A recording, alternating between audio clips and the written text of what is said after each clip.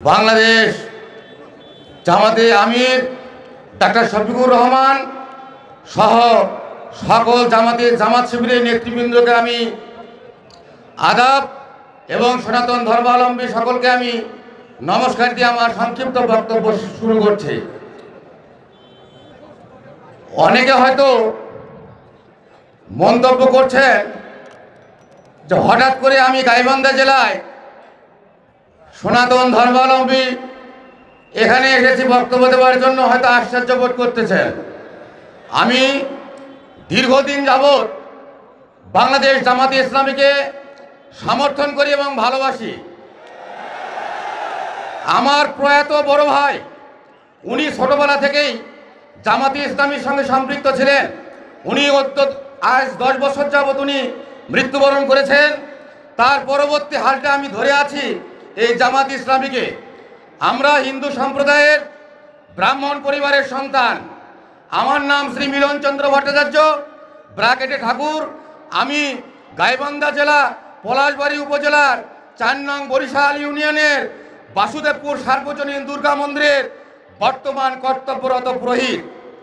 এবং সাগাটা ফুলছড়ি উপজেলা যারা এসেছেন, আমি 2008 সাল থেকে 11 সালের 11ই নভেম্বর পর্যন্ত ভরতখালী কালী মন্দিরের পুরোহিত ছিলাম।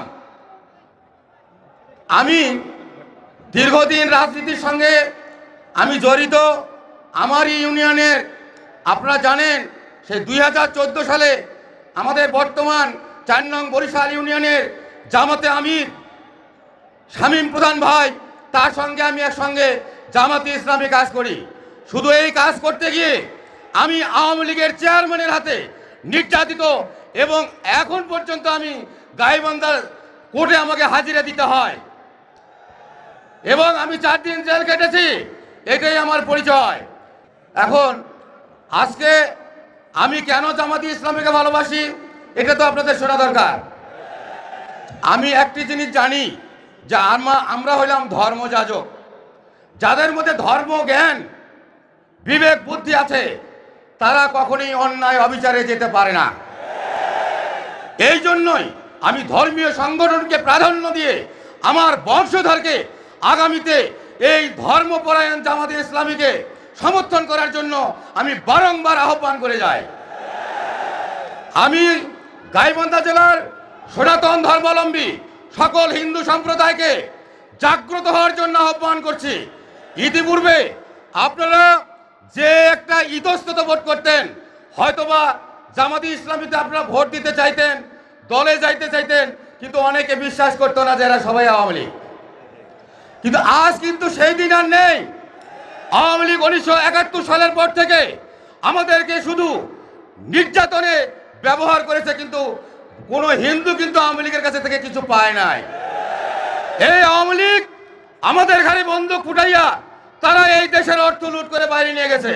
আর আমরা হিন্দু সনাতন ধর্মাবলম্বী যারা, তারা আছি একদম নির্যাতিত অবস্থায়। আপনারা জানেন, আমি হিন্দু সনাতন ধর্মাবলম্বীকে অবগত করতে চাই, এতই যদি আমাদের হিন্দু সম্প্রদায়কে আওয়ামী লীগ ভালোবেসে থাকে, এই 2014 থেকে 17 সাল পর্যন্ত অর্ধ শতাধিক মন্দিরের পুরোহিতকে হত্যা করা হয়েছে। আপনারা কয়জন পুরোহিতের বিচার চেয়েছেন? কয়জন পুরোহিতের বিচার পেয়েছেন? আর আজকে এই ইসকন সদস্য চিন্ময় প্রভুকে নিয়ে আপনারা লাফালাফি করতেছেন। এই চিন্ময় প্রভু ইসকন সদস্য যারা আমাদের হিন্দুদের মধ্যে বিভেদ সৃষ্টি করেছে।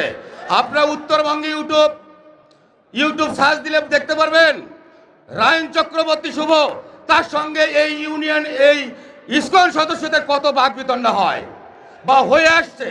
আমাদের সনাতন ধর্ম সৃষ্টি হইতে শ্রাদ্ধ ছিল, এই শ্রাদ্ধের মধ্যে বিভেদ সৃষ্টি করেছে, পূজা পার্বণে বিভেদ সৃষ্টি করেছে। আর আজকে তার পিছনে আপনারা লাফালাফি করেন। আর যারা হিন্দু সম্প্রদায়ের পুরোহিত ব্রাহ্মণ মারা গেল, তা নিয়ে তো আপনারা কোনোদিন আন্দোলন করেন নাই। আমি আপনাদেরকে সচেতন করতে চাই, এখন আর আওয়ামী লীগ নেই। আপনারা দেখেছেন গত দুর্গাপূজা তথা 5ই আগস্টের পর যেভাবে এই বাংলাদেশ জামাতে ইসলামী আমাদের হিন্দুদের নিরাপত্তার জন্য এগিয়ে এসছে, আমি তো মনে করি 100 বছরেও কোন দল হিন্দুদের জন্য এইভাবে নিরাপত্তা দিতে পারে নাই। এই দৃষ্টিকোণে ইতিপূর্বে আমাদের পূজা পার্বণ ধর্মীয় অনুষ্ঠান করতে গিয়ে পুলিশের অনুমতি নিতে হয়েছে, পুলিশ পাহারা দিতে হয়েছে। এইবার আমাদের কোনো মন্দিরে পুলিশের প্রয়োজন হয় নাই। আমি চাই যে আজীবন আমাদের বাংলাদেশের জামাতে আমির ডক্টর শফিকুর রহমান, আমি মনে করি উনি সম্ভাব্য প্রধানমন্ত্রী। উনি যদি এই দেশের দায়িত্ব পেয়ে যায়, আমরা আজীবনের জন্য কোনো নির্যাতিত হব না। আমাদের কোনো ধর্ম অনুষ্ঠান করতে গিয়ে কোনো পুলিশ নিরাপত্তার প্রয়োজন হবে না।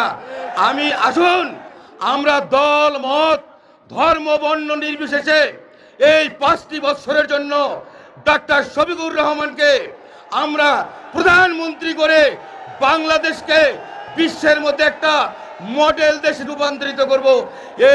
এই বলিয়ে আমি আমার সংক্ষিপ্ত বক্তব্য শেষ করছি। আপনারা সবাই আমার জন্য দোয়া আশীর্বাদ করবেন।